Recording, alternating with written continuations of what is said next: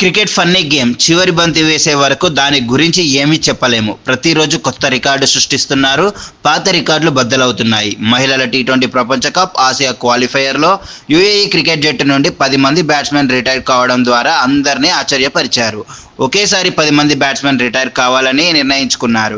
ఒకానొక సమయంలో ఆ జట్టు ఒక వికెట్ కూడా కోల్పోకుండా 192 పరుగులు చేసింది.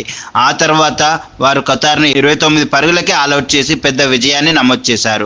మహిళల టీ20 ప్రపంచ కప్ ఆసియా క్వాలిఫైర్ 2025 మ్యాచ్లో ఖతార్ను 163 పరుగుల తేడాతో ఓడించి యూఏఈ మహిళలు పెద్ద విజయాన్ని నమోదు చేశారు. 10 మంది ఆటగాళ్లు రిటైర్ కావాలని నిర్ణయించుకోవడం ఇదే మొదటిసారి.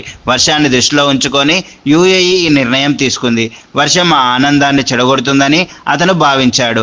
అందుకే అతను 192 పరుగుల వద్ద 10 మంది ఆటగాళ్లకు రిటైర్ చేయాలని నిర్ణయించుకున్నాడు. టెస్ట్ల మాదిరిగా కాకుండా టీ20లో ఇన్నింగ్స్ ప్రకటించే అవకాశం లేదు. అందుకే అందరూ బ్యాట్స్మెన్లు స్వయంగా రిటైర్ అయ్యారు. మొదట బ్యాటింగ్ చేసిన యూఏఈ కేవలం 16 ఓవర్లో 0 వికెట్లకు 192 పరుగులు చేసింది. కెప్టెన్ ఇషాన్ ఓజా 55 బంతుల్లో 103 పరుగులు మరియు తీర్థ సతీష్ 74 పరుగులు చేయడంతో టీ20 ఇంటర్నేషనల్లో ఇన్నింగ్స్ డిక్లేర్ చేసే అవకాశం లేదు.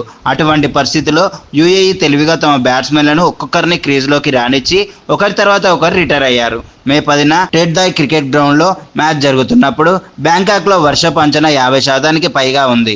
దూకుడు బ్యాటింగ్ చేసిన తర్వాత యూఏఈ బౌలింగ్లో కూడా అద్భుతంగా రాణించింది. అతను 11.1 ఓవర్లో కేవలం 29 పరుగులకే ఖతార్ను అవుట్ చేశాడు.